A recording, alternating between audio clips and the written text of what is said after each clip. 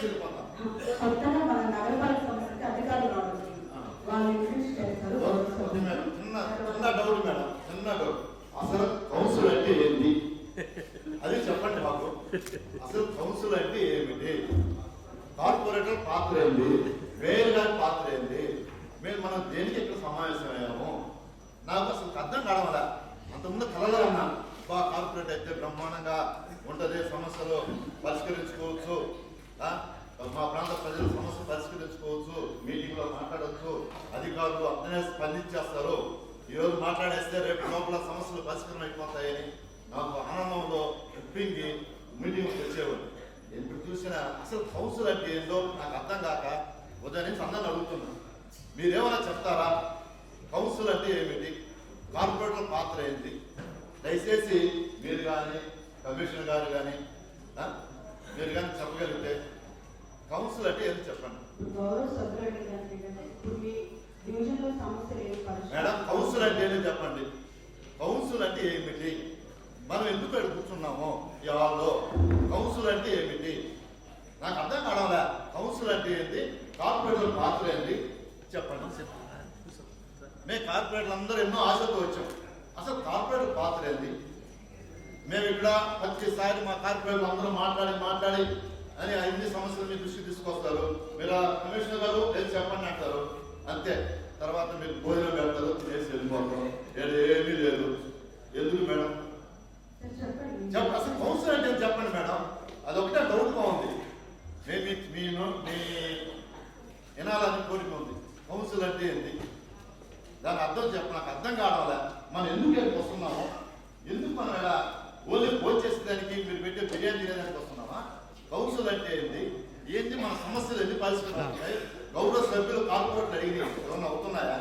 కనీసం ఇంతమంది కమిషనర్ ఎవరు పెట్టకపోయినా మన కమిషనర్ గారు ఒకసారి కార్పొరేట్ ఒకసారి మీటింగ్ పెట్టాడు, మళ్ళా పాపం కార్పొరేట్ మీటింగ్ మళ్ళా పెట్టలా. అసలు ఏంది అసలు కౌన్సిల్ అంటే ఏంటి? మా పాత్ర ఏంటి చెప్తే మేమైనా వచ్చి భోజనం చేసి వెళ్ళిపోయే ఊరికి పరిమితం అయితే నేను ఎవరికి వెళ్ళిపోతాం మేడం. ఇంకెందుకు మేడం చెప్పండి.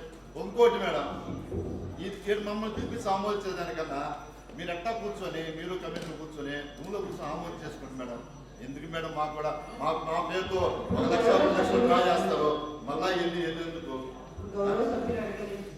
అసలు కౌన్సిల్ అంటే ఏంటి చెప్పండి మేడం. కార్పొరేటర్ పాత్ర ఏంటి? కౌన్సిల్ అంటే ఏంటి? అవసరాలు కానీ సమస్యలు కానీ తెలియచేయడానికి చెప్తున్నది కౌన్సిల్. నేను మీరు అడిగిన దాన్ని చెప్పాను అంటారు. ఇప్పుడు మీ సమస్యలు ఎన్ని సమావేశాలు జరిగినాయి?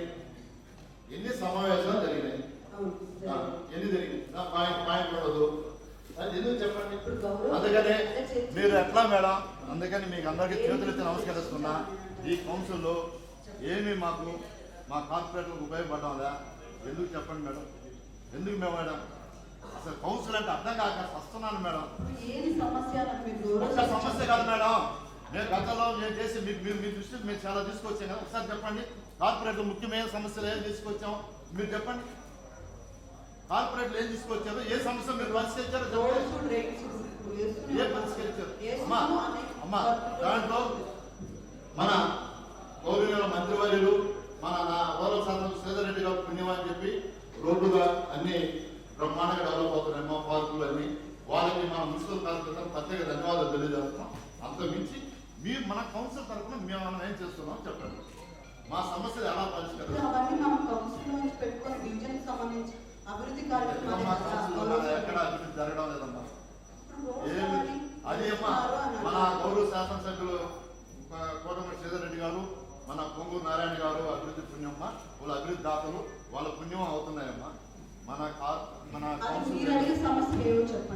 నేను ఎన్నోసార్లు అడిగాను, మిమ్మల్ని అడిగాను, ఏమైంది మేడం? మీకు అందరికీ ఒక నమస్కారం మేడం. ఉంటాను మేడం. దీంట్లో ఏమి జరగడం లేదు మేడం. నేను వచ్చి నేను మాట్లాడే మీ టిఫిన్లు జ్యూసులు తాగడం అనవసరం. మీరన్నా మారుతానంటే ఈ నెక్స్ట్ మీటింగ్ రాగలను. ఇప్పుడైతే అనవసరం. ఇంకా ఏ సమస్యలు అన్ని చెప్పాను, మీరు అధికారులు చెప్పారు, అన్ని చేశారు, ఏది జరగదా. మీరు పెట్టే భోజనానికి కోసం మేము రావడా?